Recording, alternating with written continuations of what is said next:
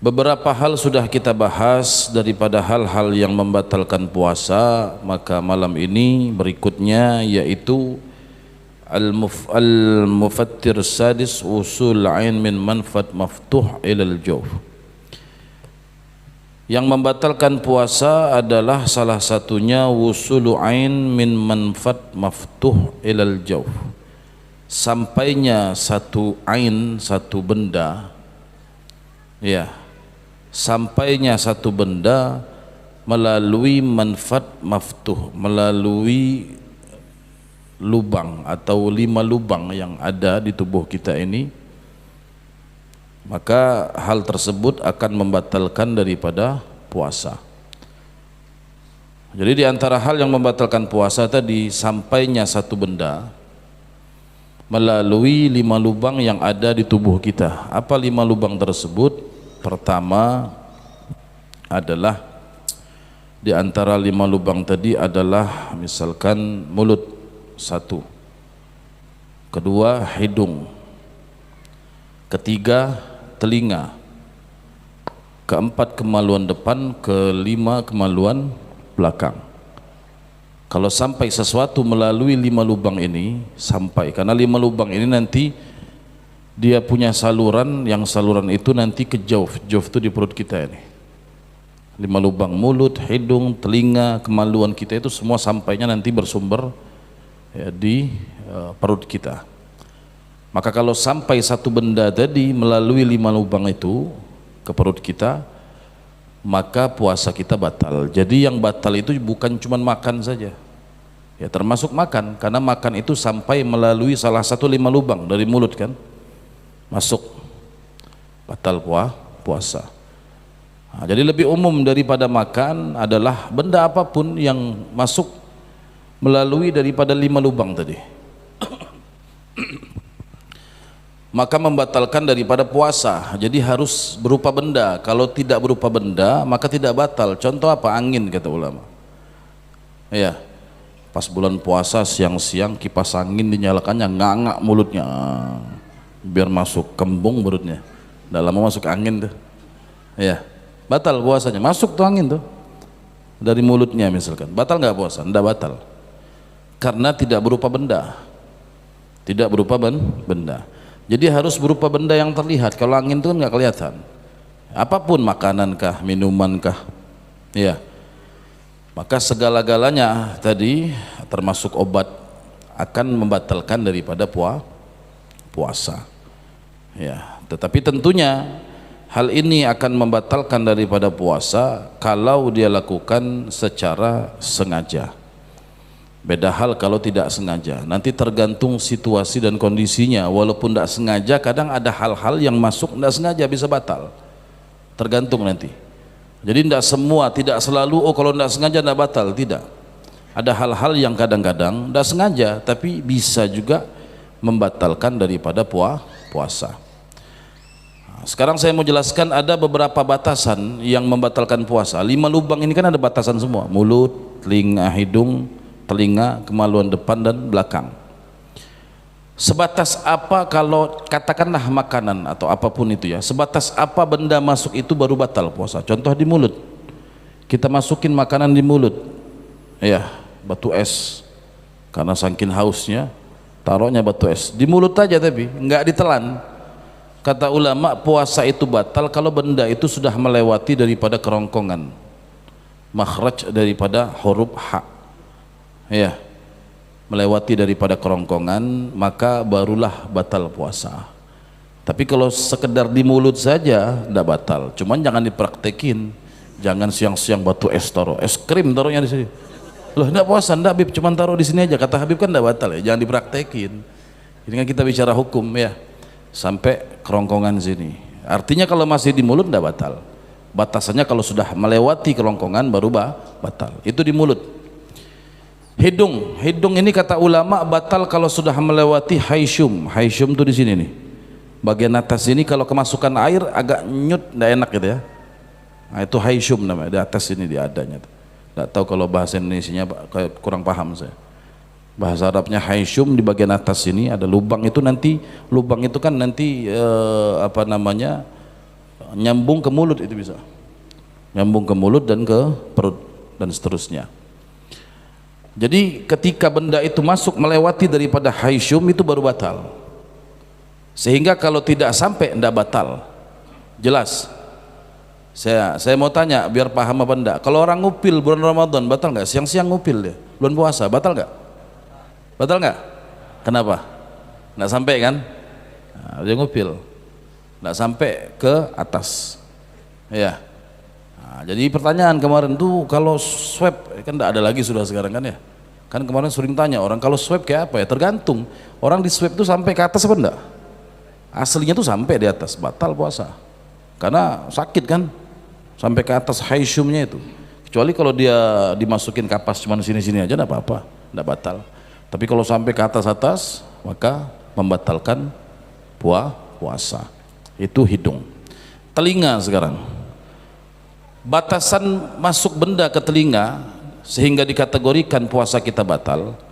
Kata ulama, kalau benda itu masuk melebihi mawasalahul khinsir, melebihi daripada apa yang tidak dicapai oleh kelingking. Nah, coba silahkan kalau mau praktek taruh kelingking, ini punya kelingking semua kan? Punya semua? Taruh kelingkingnya di telinga. Silahkan kalau mau praktek taruh kelingking di telinga. Bagian yang tidak dicapai kelingking, kalau masuk benda sampai ke bagian itu batal. Tapi kalau bendanya itu tidak sampai bagian yang artinya bagian yang masih dicapai kelingking, tidak batal. Nah, dari sini kita bisa jawab nanti kalau ada orang tanya, terus gimana kalau siang-siang Ramadan pakai cotton bud dia? Batal nggak? Tergantung kan. Kalau dia cuma di daun telinganya aja dibersihkan, tidak batal. Kalau sampai ke dalam-dalam dikorek-korek ya batal. Karena sampai ke wilayah yang tidak dicapai oleh kelingking. Jelas ya? Nah, itu apa namanya? Telinga. Berikutnya kemaluan. Kemaluan depan maupun belakang. Ya, maaf khususnya perempuan. Kalau kemaluan depan laki-laki tidak mungkin masuklah sesuatu ya. Betul nggak? Maaf ini ilmu tidak apa-apa walaupun terserah mau mikir gimana ya. Jangan terlalu kotor pikiran. Maaf kalau kemaluan laki itu kan lubangnya kecil, tidak mungkin masuk sesuatu. Perempuan yang hati-hati khususnya di siang hari di bulan Ramadan ya, dan seringkali kemasukan sesuatu itu saat istinja ketika dia cebok. Batasan kemaluan perempuan tadi khususnya, batasan sesuatu itu bisa masuk membatalkan puasa sampai kalau melebihi mayadhar indal julus. Mayadhar indal julus. Saya agak takut milih bahasanya ini, takut salah-salah bahasa, salah paham nanti orang. Yang nampak tentunya yang sudah nikah aja yang paham, yang udah nikah ente nggak usah paham sudah. Nanti aja paham sendiri nanti ya. Anak-anak hadro belum paham ini, nanti paham tapi. Bagian yang nampak ketika perempuan itu jongkok. Maaf ya, kemaluan perempuan itu ketika berdiri sama jongkok beda posisinya. Ketika dia jongkok maaf sedikit terbuka. Nah di bagian yang ketika masih nampak ketika jongkok, di bagian itu kalau masih kemasukan benda tidak batal puasa. Tapi kalau melebihi apa yang nampak ketika jongkok maka bisa batal. Nah ini khusus untuk ibu-ibu, hati-hati sehingga ketika di siang hari Ramadan ketika buang air kecil, ceboknya maaf jarinya kadang mau bersihkan sampai ke dalam, hati-hati jangan terlalu dalam, bisa batal puasa. Jadi di permukaannya saja dibersihkan, sampai dilap-lap tisu sampai ke dalam misalkan ya, itu bisa membatalkan puasa kalau sampai melebihi apa yang nampak ketika jongkok tadi. Iya. Kemaluan belakang sama laki ataupun perempuan itu yang membatalkan puasa kalau masuk melebihi dari, bingung lagi nih bahasanya apa ya, lubangnya lah itulah, lubang kotoran itu ya, masuk melebihi itu maka bisa batal. Makanya orang kalau punya penyakit ambeien ya, punya penyakit ambeien ya, bawasir tuh, kadang-kadang dia keluar daging tuh kan, ada bagian daripada dagingnya itu kalau cuma netes darah tidak masalah, kadang-kadang keluar sedikit bagian daripada dagingnya dari lubang kotornya tadi. Nah itu kalau dimasukin lagi batal puasanya ya, kalau dimasukin lagi maka puasanya bisa batal. Terus gimana? Ya sudah gitu aja lah, sampai ente tungguin lah itu. Sampai buka puasa mau tidak mau itu. Karena kalau sudah keluar tidak boleh dimasukin lagi. Kalau sudah dimasukin lagi melewati lubang itu, maka puasanya bisa batal. Nah, itulah 6 daripada lubang tadi yang saya katakan, 5 ya, 5 lubang yang lubang itu ada saluran ke perut.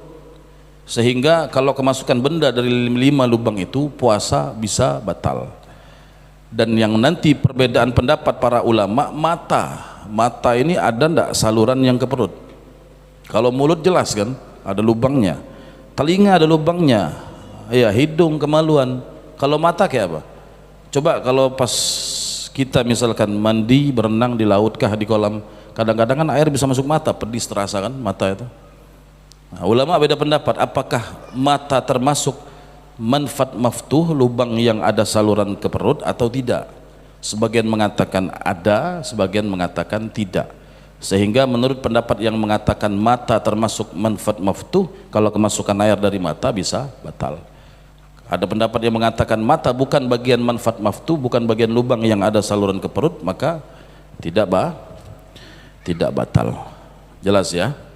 Nah, itu 5 lubang tadi yang sepakat para ulama, kalau kemasukan benda daripada 5 lubang tersebut, ya puasa kita batal.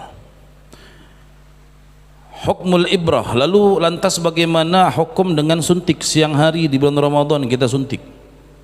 Suntik itu ada perselisihan daripada para ulama, dan ini pendapat yang ashah ya, pendapat yang paling kuat yang dikuatkan oleh para ulama. Termasuk nanti di dalamnya hukum infus. Infus itu sama kayak suntik kan, intinya ada jarum yang masuk. Kalau jarum, coba kita kita ulang tadi, benda masuk itu kan dari 5 lubang ya. Kalau orang suntik itu masuk jarum ke tubuh kan, ya melalui 5 lubang apa enggak kan. Nah, itulah nanti disitulah letak perselisihan para ulama. Karena suntik itu misalkan di sini suntik, kan dia enggak melalui 5 lubang yang kita sebut tadi, masuknya dari sini cairan itu, ya. Atau maaf kata di pantatnya disuntik, itu kan di otot yang disuntik, bukan melalui daripada 5 lubang yang tadi disebut. Nah, sehingga disitulah ulama beda pendapat. Ada yang mengatakan suntik itu batal, apapun caranya suntik itu batal karena masuk cairan ke dalam tubuh kita ini. Ketika disuntik, jarum masuk, cairan masuk, obatnya itu. Ada pendapat yang mengatakan tidak batal, tetapi pendapat yang paling ashah tadi di kalangan para ulama, dipisah atau dibedakan suntiknya ini untuk apa dulu. Kalau suntiknya obat dan suntiknya di otot tidak batal, tapi kalau suntiknya itu buat pengganti makan, apa suntik pengganti makan? Infus tadi. Kalau infus batal, kenapa? Kalau infus itu kan dia dicari diurat kan, diurat dan masuk lubang itu akan masuk salurannya itu ke perut. Dan infus itu kan pengganti makan, jadi orang diinfus sama kayak makan, makanya jadi batal kalau infus. Tapi kalau suntik di otot, sebagian ulama mengatakan tidak batal, karena ya tadi dia disuntiknya cairan yang masuk tadi tidak menuju ke perut, disuntiknya di otot, ya di sini atau di pantat sama. Nah, itu hukum daripada suntik. Hukum daripada berikutnya an-nukhamah, dahak. Kita kadang-kadang siang-siang berdahak, ya, khususnya ketika puasa. Dahak yang sudah keluar terus ditelannya lagi, nah, itu yang jadi masalah. Kalau sudah keluar dilepehnya ya tidak ada masalah, ya tidak ada masalah. Ini sudah keluar, sudah ke mulut, ditelannya lagi, bagaimana hukumnya? Dikatakan karena dahak itu kan bukan bagian daripada sesuatu yang ajnabi, sesuatu yang bagian daripada bukan ludah kita. Dahak itu kan bisa dari dalam sini tubuh kita, bisa dari kepala misalkan ya, dari atas bisa dari bawah kan. Sehingga dahak itu kata ulama kalau sudah keluar ke mulut, sudah melewati, sudah di mulut lah bahasa, tinggal kita lepehkan. Kadang-kadang kan kita itu menyesuaikan tergantung tempatnya di mana. Kalau pas tempat tidak bisa buang kan gitu, kadang-kadang mau tidak mau ini masih lama keluar tempat ini ditelannya. Ya, ditelannya lagi bisa. Bawa tisu tidak ada, mau nunggu keluar, mau ngebuang toilet tidak ada, akhirnya ditelan. Contoh saja, idza wasalat haddadz zahir fabtala'aha batala shaumuhu. Nah, jadi dahak itu dahak dari perut tadi, kalau dia sudah keluar ke haddul zahir, dia sudah keluar ini, ya, sudah keluar melewati daripada haddul zahir, ya, melewati daripada haddul zahir. Apa itu haddul zahir? Tadi haddul zahir adalah makhraj daripada huruf kha. Kha itu kan agak di atas dia, beda dengan huruf ha. Kalau ha agak di bawah makhrajnya, kha agak di atas. Jadi kalau dahak itu sudah keluar dari bawah sampai ke atas ini nih, sudah di ujung tenggorokan, sudah ditelan lagi, batalah somu, batal puasanya. Yang sampai di ujung tenggorokan saja ditelan lagi batal, apalagi sudah sampai lidah, kan gitu. Kalau sudah sampai lidah ditelan, nyata batal puasanya. Ini belum sampai lidah, baru di ujung saja, di ujung makhraj huruf kha tadi, di ujung tenggorokan, ditelannya lagi, maka batal. Wa idza wasalat haddul batin fabtala'aha fala yabtul. Tapi kalau baru sampai di makhraj daripada huruf ha tadi, ha kan di bawah sini masih, belum sampai ke atas, masih di tengah-tengah lah. Baru sampai sini nyangkut, kadang-kadang kan nyangkut tuh, enggak harus dia keluar, nyangkut enggak bisa keluar, telannya lagi, enggak batal puasa. Tapi kalau sudah melewati makhraj daripada huruf kha, lewat tenggorokan lah, atau di ujung pangkalnya tenggorokan ini ditelannya lagi, maka hukumnya batal. Itu masalah dahak. Lantas bagaimana hukum air ludah? Ya, air ludah ditelan di siang hari di bulan Ramadan. La yufattir li masyaqqatil ihtiras minhu. Air ludah itu adalah memang tempatnya di mulut. Tempatnya di mulut, dan dia itu memang tempatnya di mulut dan sering keluar masuk di tenggorokan kita. Kita ini kan kadang-kadang sebentar-bentar nelan ludah, sebentar-bentar nelan ludah, kan gitu. Apalagi depan kita ada orang makan enak, kita nggak bisa beli, perut lapar, nelan ludah aja bisa. Makan enak, perut lapar, kita nggak bisa beli, nelan air ludah lagi. Ya. Bagaimana di siang hari menelan air ludah? Menelan air ludah tadi, karena ludah itu memang tempatnya di mulut, seringkali dia keluar masuk tenggorokan, sehingga lima syaqqatil ihtiras, sulit kita mau jaganya, maka tidak batal puasa menelan air ludah, tapi dengan 3 syarat. 3 syarat menelan air ludah itu tidak batal. Artinya kalau tidak memenuhi syarat, batal. Syarat pertama, ludahnya itu khalis, artinya tidak bercampur, murni air ludahnya saja, tidak bercampur dengan yang lain. Kalau bercampur, contoh ludah yang ditelan ternyata bercampur dengan sisa makanan yang nyangkut pas sahur itu, pas sahur ada sisa makanan nyangkut di giginya, siang-siang lepas. Enggak, saya enggak nelan makanannya, saya nelan ludah katanya, tapi ludahnya sudah bercampur dengan makanan itu, batal puasanya, karena ada benda lain yang masuk di situ bercampur dengan air ludahnya. Jadi ludah itu tidak batal kalau khalis, murni, tidak campur, tidak ada campuran dengan apapun. Itu syarat pertama. Yang kedua, ludahnya suci. Kalau ludahnya najis, batal. Kadang-kadang siang-siang misalkan berdarah, dia punya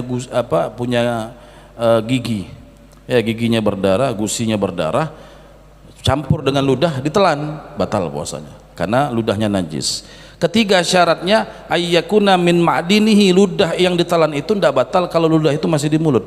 Kalau ludah sudah keluar, ditelannya lagi, batal.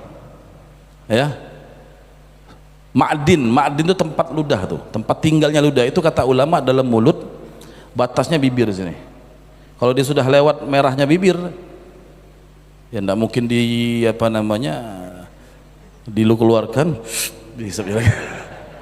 disedotnya lagi, saking dia sayangnya, sedotnya lagi, sudah lewat sini, disedotnya lagi, batal, karena sudah keluar dari ma'dinnya, dari tempatnya. Karena kalau sudah keluar itu dianggap benda lain, benda asing dianggap, masuk lagi, ditelannya lagi, walaupun ludahnya sendiri, hukumnya batal. Ya.